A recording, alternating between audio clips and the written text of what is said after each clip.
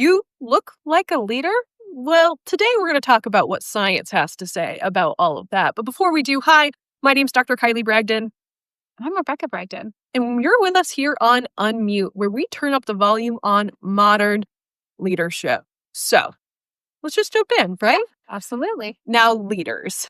I think they have a pretty specific look about them, historically speaking, right? It's no secret. It's no laughing matter either. But when you think leader, what do you think? I mean, a leader is a man, typically with a management job, right? Wearing a suit, Right? white, old.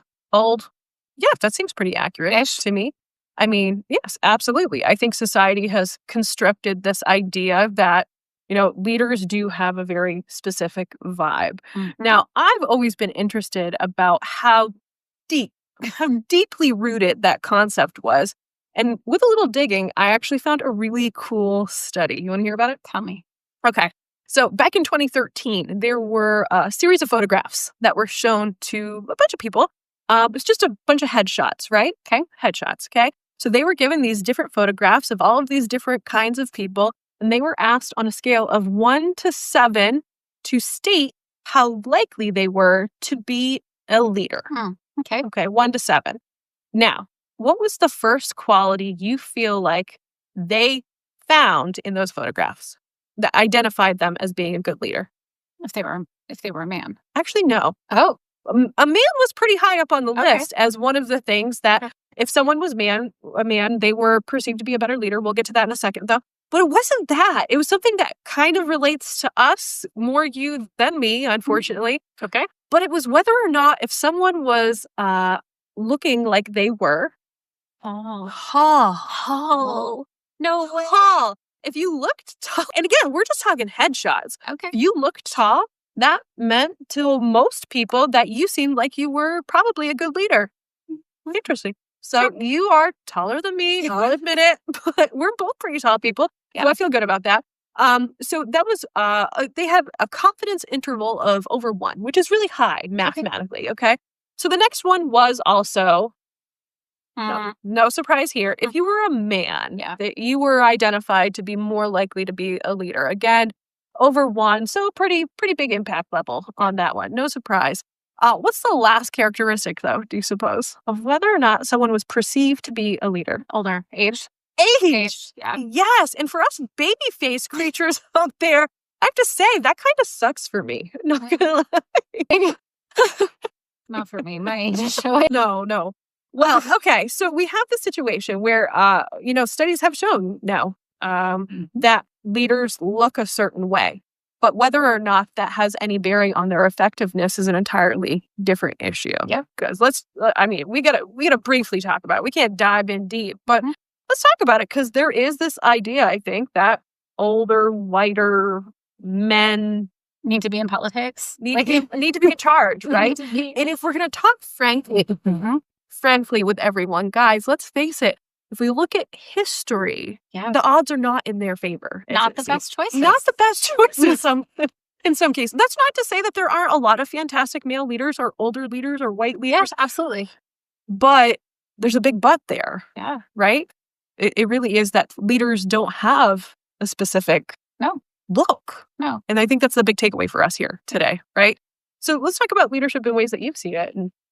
Yeah, I mean, I think that one of the biggest misconceptions about leadership is that you can be a leader anywhere, right? You can be a leader in your community. You can be a leader in your home with your family and your kids. There are so many places to be a leader, and you don't have to manage a team of people. In fact, frontline workers, people who are, at a desk or at a reception desk, you can be in any role and show up as a leader. Whether it's in your workplace or your community. I agree wholeheartedly. Your home, I think, is also a really good point because I don't think moms especially, I don't think moms get enough credit. Good parenting is just good leadership because at the core of it, what you're doing is supporting growth. And that, to me, is what leadership is. Yes. Supporting the growth of another. Yeah. Right. And that's a huge mental load. Yeah. Right? Absolutely. You're carrying a lot there. And that has to be recognized. Yeah.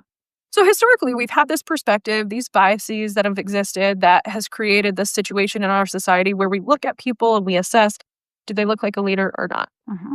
And it literally has nothing to do. There's no bearing on your external anything as to whether or not your performance as a leader is going to be satisfactory.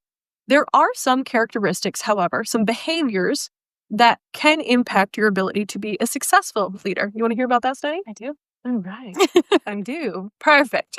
So there's another study that was done of over 200,000 people were interviewed from 89 different countries and organizations across the globe. And they were asked to pick 4 key behaviors, or 4 key behaviors were identified that attributed to 85% of all success in leadership. Want to guess what some of those behaviors were? Yeah, I mean, if I'm going to go on my own knowledge, I would say willingness to learn. Okay. Adaptability. Yep. Adaptability. Right? That was a big one. I think that kind of relates to one of the key ones. You're very close. Willingness to look at alternative perspectives. So yes. that's learning. Yep. Okay. Another big one was whether or not you were able or willing to be supportive to others. Show empathy. Show empathy. That's a really kind. Yes, be kind. Imagine. Weird. Okay, that's going to impact people's leadership abilities.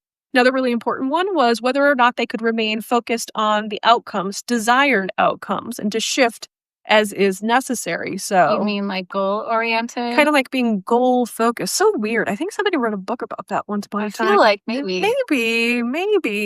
And the last one was about being able to solve problems creatively. Yeah. MacGyver some things. Yeah. Right? Things never really do go as planned. Yeah. Go with the flow. And being able to figure it out was really going to dictate your ability to be a successful leader. So those 4 behaviors, and notice how those 4 behaviors, again, 85% of what you do as a leader can be dictated, the success of it, by those 4 things. And none of them had anything to do with how a person looks. Yeah. Not one. But it does have a lot to do with what their brain is doing and how their brain is performing. One would say that this kind of all falls under this idea of neuroplasticity, your brain's ability to learn and relearn new ways of functioning. Yeah. And I don't know about you, but as a leader, I've had to learn and relearn and then relearn. Absolutely. Lesson after lesson. Sometimes the very, very hardest of ways, if I will be frank with all of you. Yeah. But I think that kind of touches upon why we're doing this, right? Yeah. I mean, we have all the time in the world to be able to tell these guys our perspectives and hopefully provide some mindset shifts. Mindset, yes. And I think that's what we're doing here, folks. So the big takeaway from today's episode, our first episode together, is this idea of, regardless of what you look like, what your gender is, where you come from, what you do, you have what it takes to be a really effective leader. You just need to make sure that you have the mindset, that openness, that willingness to move forward. We have to make sure that we're using all of ourselves to the fullest capacity and can help this world change only in doing that as individual leaders, I think. Yeah. 100%. 100%. All right. Well, until next time, everyone, make sure you do the things. You got to like and share and follow it. What's the last one I always forget? Subscribe. I think that's what the kids say. Subscribe. Don't forget to subscribe. Is there a weird word? Like, I don't know about these kids these days. But yes, please do make sure you subscribe. And until next time, guys, you keep leading because that's what you were meant to do.